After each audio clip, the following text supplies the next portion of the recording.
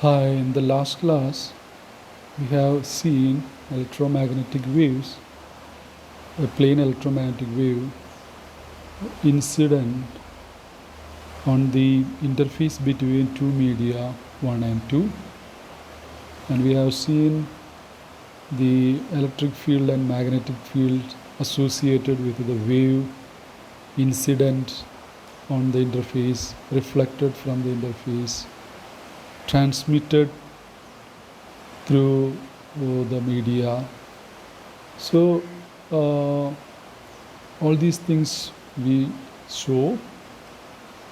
V1 is the velocity of the wave in the media 1, V2 is the velocity of the wave in the media 2. We know the directions of the electric field and magnetic field for the incident wave, reflected wave, and the transmitted wave. Okay, so and we have seen the corresponding equations as well. The boundary conditions for the electric field and magnetic fields are given by the epsilon 1 E1 perpendicular equal to epsilon T2 perpendicular, the first one. Second one, B1 perpendicular equal to B2 perpendicular. That means the perpendicular components of the electric field and magnetic field satisfy the equations 1 and 2 at the boundary. Then the parallel, these equations are not relevant to us here because the electric field and magnetic field are having only parallel components parallel to the interface. They do not have any component perpendicular to the interface. Okay, so the first two equations are irrelevant to us because the perpendicular components of the electric field and magnetic field are 0. We have only parallel components. So the third equation for the parallel component of the electric field, E1 parallel equal to E2 parallel. Similarly, B1 parallel by mu1 equal to B2 parallel by mu2. Okay, so third and the fourth equation. Then from the third equation, at z equal to 0, we represent the electric field, the incident electric field by this. Here when you put z equal to 0, you have EIZ of t, EI of zt equal to E0I exponential minus I omega t x, and BI of zt equal to 1 by V1 E0I exponential minus omega t y. Okay, same way for the reflected wave as well. Z is equal to 0, and for transmitted wave also, when you put z equal to 0, you will get the corresponding equations. So anyway, the first thing is at z equal to 0, at the interface, the boundary condition 3, the parallel component of the electric field are equal. That means EI plus ER. Okay, this is EI and this is ER reflected, that is equal to ET. Okay, EI plus ER, that is equal to ET, and E0I.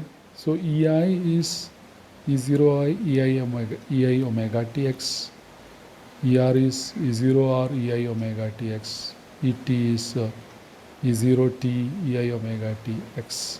So this is E0I plus E0R equal to E0T. Rest of the things get cancelled. So E0I the complex amplitude E0I plus E0R, that is equal to E0T. So this is the first equation that we get from the boundary condition for the electric field for the parallel component.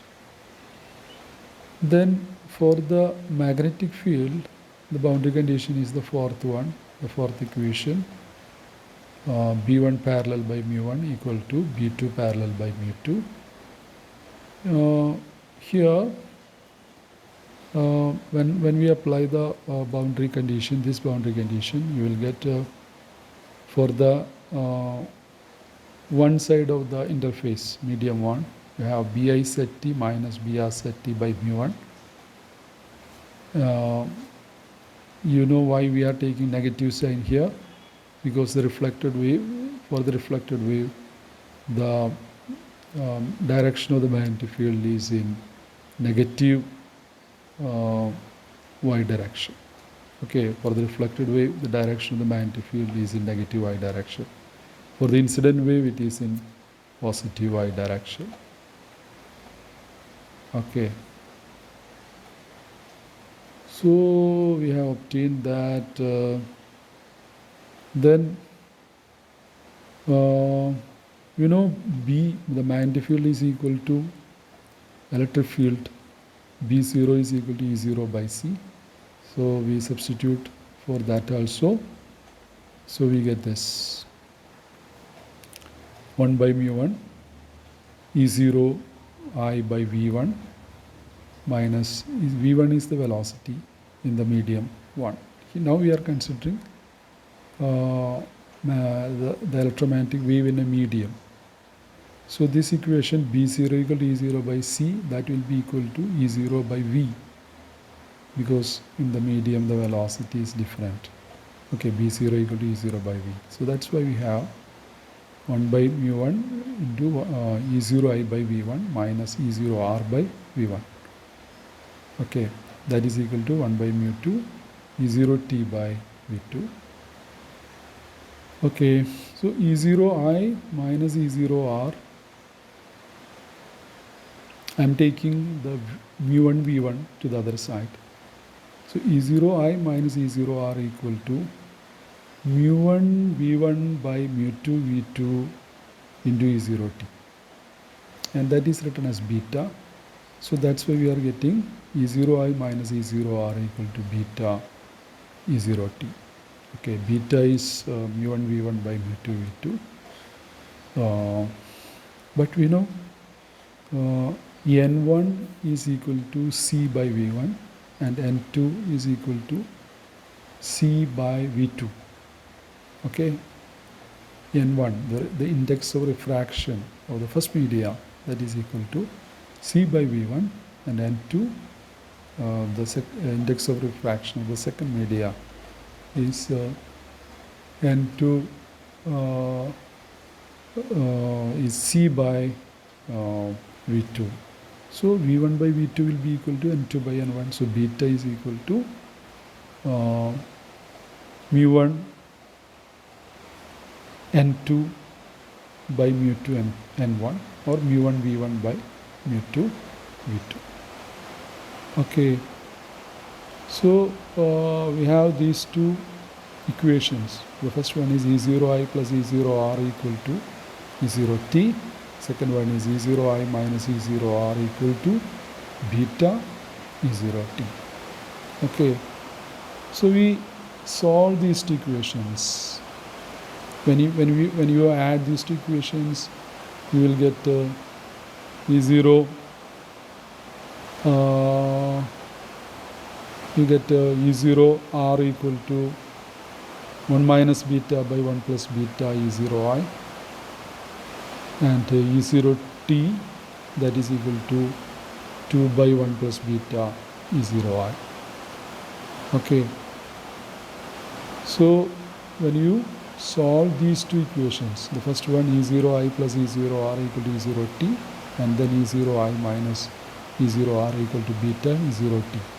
By adding them, by subtracting them, you get this. These two equations are obtained.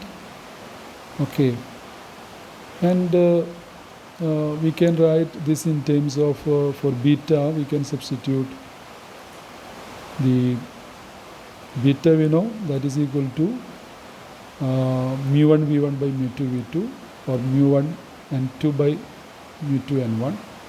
Here of mu1 and mu2 are approximately equal to mu0. Mu1 and mu2 are approximately equal to mu0. So beta is equal to v1 by v2, and it is equal to n2 by n1.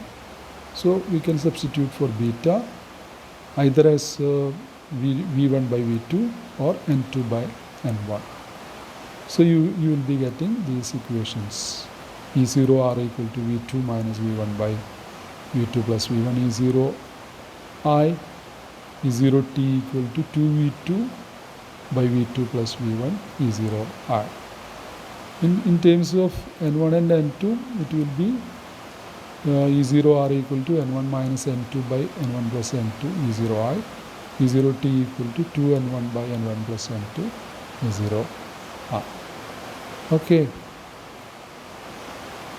So we get these two equations, and here we have taken the modulus just to in some cases v1 that might be greater than v2. Okay, depending upon the media, the velocities will be different. In some case v2 may be greater than v1, or v1 greater than v2. So since we are taking the amplitude, the real amplitude, since the amplitude is always positive, that's why we are taking this modulus. So modulus v2 by v1 by v2 plus v1 E0I. Okay. So these are the equations for the complex or for the real amplitudes of the reflected and transmitted wave. Reflected and transmitted wave. Okay.